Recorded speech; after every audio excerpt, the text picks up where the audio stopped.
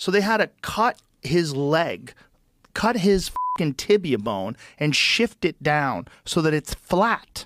Jeez. So that you could run flat bone on bone. That's dude, it's madness. Dude, what's even more madness is the guys who get their tibia smashed open and femur and then get height increasing surgery. That's crazy. Do you did we find that one guy was like 6'2" who did it? Dude, I'm doing a podcast with him in 2 days. What is it called? I got my knees done. Is that what he took his page down though, didn't he? Yeah, I think he was off social media for a while, and I was actually gonna do a podcast with him last year, and then it didn't end up working out, and he's available and into the idea still. So well, is he fully healed now? He went from 6 foot to 6'6". Jesus Christ! Look at the size of him. And this is him wheeling himself around. And he was a massive guy, too. Like, look at the size of his fucking arms. Yeah, the guy is like a genetic freak for muscle, for sure. And let's become taller. They're cranking their legs. This is nuts. So basically, they go in and shove these rods into your legs, either in the tibia or the femur, or you can do both if you want to max out. Oh and God. You can basically micro-adjust, stretch it to create a separation between the bone, which then fills in with new bone over time. And this is him 7 months after the lengthening process. I want to see what your legs look like, dude. Why you got sweatpants on? See what those little toothpicks look like. Yeah, so this guy went from like nuts. I don't know what his original height was, but he's 6 feet now, and he was like, I think 5'6" or 5'7" when he started. Wow, that's crazy. So I have a lot of questions about: is your athleticism permanently fucked now? Right. Are you ever going to be able to squat again? You know, like, what's life like now? What was the surgery process? Rehabilitation? Yeah, what are your mechanics? Like, you have to change. You have to learn how to fucking do everything. The distance between your shin, like your kneecap, and your foot, if that changes dramatically, like your whole timing is different. Right? You have a different leverage. Everything's different. What does it do to your hips? Yeah. You know, are you going to wear your hips out earlier? Like, your body's probably like has to compensate for these freakishly long shins now. Yeah, and this guy too, he's a unique phenomenon even among the people doing this crazy surgery, because he got the full 6 inches, which is not necessarily typical, having both bones broken to do it, and then maxing it out at the weight he's at too. So he has to support the recovery on like I can imagine seemingly like 300 plus frame or something. Jesus Christ. So like a lot of people who get it done are like 5'6", trying to become like 5. They weigh 150. Yeah. And it's like that, more. Right. It's still probably fucking insane, regardless. It's insane. Yeah. But well, it's just, you're only stretching one bone, right? Yeah, I have to. Are they doing the tibia as well? You pick. So the tibia and the fibula, rather? Yeah, are they doing both of them? Femur or tibia or both. Oh, you can do femur? Yeah. Oh. Yeah. I could be misspeaking, but I'm pretty sure it's one or the other. Or both? Yeah. Oh, and Jesus. He had both done, and he like maxed it out. Jesus. Yeah. So he's... What is the recovery like?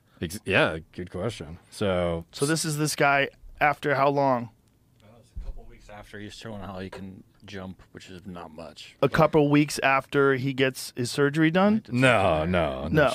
After he gets the bars pulled off? It's like week by week, I think. Jumping after height surgery. Oh, look how skinny his legs are. So he's pretty skinny. So this is him in the beginning. He's trying to do it. I would be terrified to do that. See, my curiosity is, how athletic were they prior? And then what is their maximal, like, what's their max out point of recovery in contrast to their baseline? Because, you could show me a box jump that looks like you're somewhat functional. But look at his legs. That's so crazy. Yeah, so they, like, stick a rod in it and how long micro. Is the process?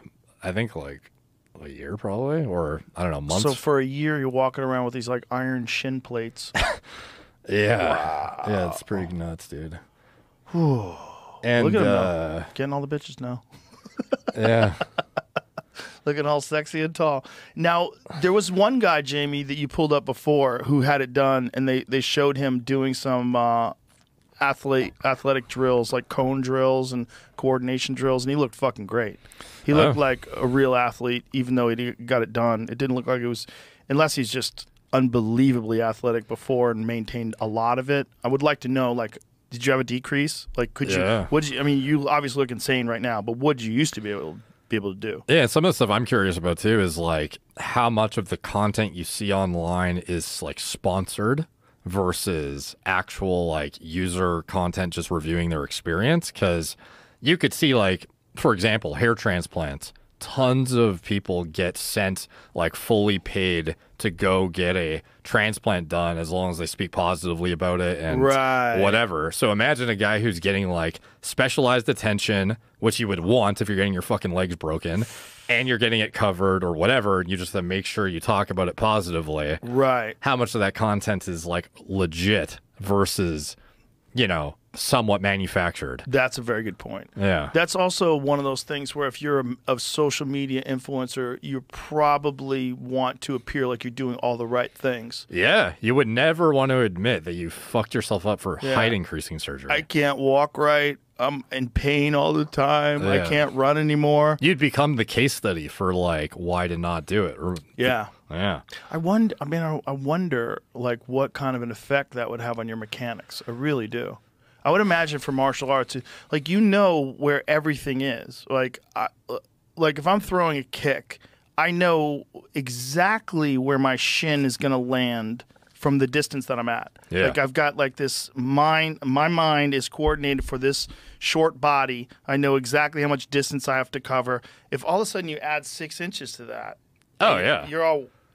everything is weird. Dude, like, even gaining a bit of muscle can throw off your depth perception of how strong. Like, for example, when I was in high school, I played basketball, and I started working out in grade 11 and gained like 50 pounds in a year.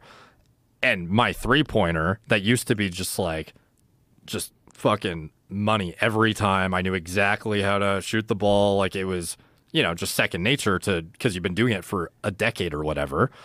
And then all of a sudden you add this extra force production that you're not accounting for. All of a sudden everything's thrown off.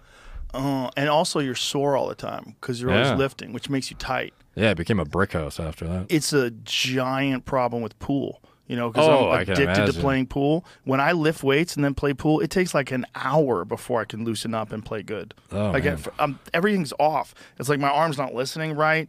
It's all stiff. Like, for pool, you want to, like, when I'm playing really well, I'm barely holding on to that cue. It's like I'm almost letting the cue do all the work. It's like a very gentle thing. Yeah. But then when I do like a heavy kettlebell session and then I try to play pool, it's like everything's just tight and goofy and clunky, and you don't feel it. Like, pool is like a feel game. Like, you're feeling how many rotations you're putting on the ball to get it to move to the next position. Like, literally, you're within 1 or 2 rotations correctly. Yeah. And that's the difference between getting into an area where you can make the next shot or not. Yeah. Like, so it's all feel. Like, these guys, like Fedor Gorst, who's like one of the best players in the world, he changed cues. He changed cue companies. The same weight, the same like taper, the same tip millimeter, and he said his shot was about 10% off. He goes 6 to 10% off. I was like, what? Yeah. Like, how? He's like, it's off. It takes a while to recalibrate.